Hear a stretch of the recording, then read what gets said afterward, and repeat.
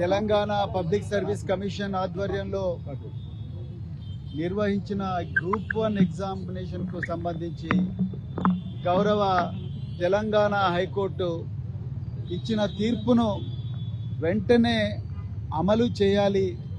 ఈ గ్రూప్ 1 ఎగ్జామినేషన్ను మళ్ళీ రద్దు చేసి మళ్ళీ కండక్ట్ చేయాలి అని చెప్పి ఈరోజు భారత రాష్ట్ర సమితి తరఫున మా సీనియర్ నాయకులు ఎమ్మెల్సీ శ్రీ డాక్టర్ దాసోజు శ్రవణ్ గారి నాయకత్వంలో నేను, అదేవిధంగా బీఆర్ఎస్ నాయకులు, మిగతా సీనియర్ నాయకులు అందరం కూడా కలిసి మరి ఈరోజు టీజీపీఎస్సీ ఆఫీస్ దగ్గర రిప్రజెంటేషన్ ఇవ్వడం జరిగింది.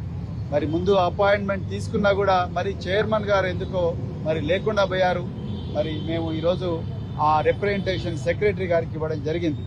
నిజానికి ఈరోజు రేవంత్ రెడ్డి ప్రభుత్వం అసమర్థ పాలనకు ఇది ఒక తార్కాణం. ఈ గ్రూప్ 1 ఎగ్జామినేషన్ అనేది కేవలం సోనియా గాంధీ గారి కళ్ళల్లో ఆనందం చూడడానికి, కాంగ్రెస్ నాయకులకు లాభం చేకూర్చడానికి, వాళ్ళ క్యాండిడేట్లకు లాభం చేకూర్చడానికే ఈ హడావిడిగా ఈ జీవో 29 తీసుకొచ్చి అదేవిధంగా ఆదరాబాదరాగా ఈ ఎగ్జామ్ను తూతూ మంత్రంగా నడిపించి ఇష్టం వచ్చినట్టు కూడా ఎగ్జామినేషన్ హాల్స్ పెట్టి అదేవిధంగా క్యాండిడేట్లను ర్యాండమైజ్డ్ ప్రొసీజర్ ప్రకారం అలాట్ చేయకుండా వాళ్ళని ఇష్టం వచ్చినట్టుగా మరి అలాట్ చేసి అదేవిధంగా మూల్యాంకనంలో కూడా అన్ని తప్పులు, ఒకటో తరగతి పేపర్ దిద్దే ఉపాధ్యాయుడు కూడా తప్పులు చేయడు.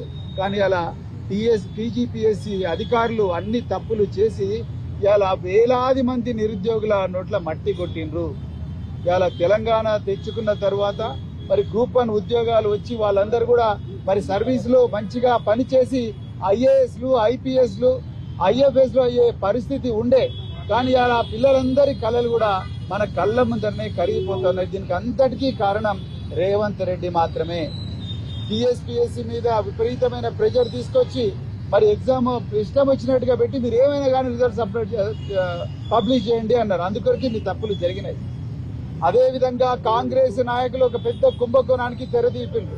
ఇలా మీరు మీడియాలో చూస్తున్నారు, కొంతమంది పేరు చెప్పడానికి ఇష్టం లేని అభ్యర్థులు, కొంతమంది కాంగ్రెస్ నాయకులు వాళ్ళ దగ్గర నుంచి డబ్బులు అడిగినట్టుగా వాళ్ళు మీడియాలో చెప్తా ఉన్నారు. ఒక ట్రాన్స్ఫర్కే మేము కాంగ్రెస్ వాళ్ళ 30 లక్షలు తీసుకుంటాము, మీరు గ్రూప్ 1 ఉద్యోగం కావాలంటే 3 కోట్ల రూపాయలన్నా ఇవ్వరా అని చెప్పి కాంగ్రెస్ నాయకులు నిరుద్యోగులతో బేరసారాలు చేస్తున్నట్టుగా కూడా మీడియాలో వార్తలు వస్తున్నాయి. అయ్యా రేవంత్ రెడ్డి గారు, మీరు సిబిఐ విచారణ జరపాల్సింది కాళేశ్వరం ప్రాజెక్టు మీద కాదు, జనాల పొట్టనిప్పే కాళేశ్వరం ప్రాజెక్టు మీద కాదు, నిరుద్యోగుల పొట్టగొట్టే ఈ ఎగ్జామినేషన్లు ఏవైతే అవకతవకలు ఉన్నాయో టీజీపీఎస్సీ వ్యవహారం మీద సిబిఐ ఎంక్వైరీ జరపాలి. నిజానికి ఇక్కడున్న ఈ కమిషన్ చైర్మన్, ఈ కమిషన్ సభ్యులు వాళ్ళ అసమర్థులని క్లియర్ గా ఇక్కడ తెలంగాణ ప్రజలకు అర్థమైపోయింది. ఎన్ని రోజులని నిరుద్యోగులను గోసపుచ్చుకుంటారు. జాబ్ క్యాలెండర్ ఇవ్వలేదు. ఆనాడు కేసీఆర్ గారు ఇచ్చిన ఏదైతే మరి నోటిఫికేషన్ ఉన్నాయో మా నోటిఫికేషన్ అని సిగ్గు లేకుండా ఇలా మీరు ప్రకటించుకుంటా ఉన్నారు. ఇచ్చింది కేవలం 6,000 ఉద్యోగాలు. కానీ ఇలా వేలాది మంది నిరుద్యోగుల నోట్లో మట్టి కొట్టినరు. బీఆర్ఎస్ పార్టీ అందరూ నిరుద్యోగులకు న్యాయం జరిగేదాకా మేము పోరాటం చేస్తాం.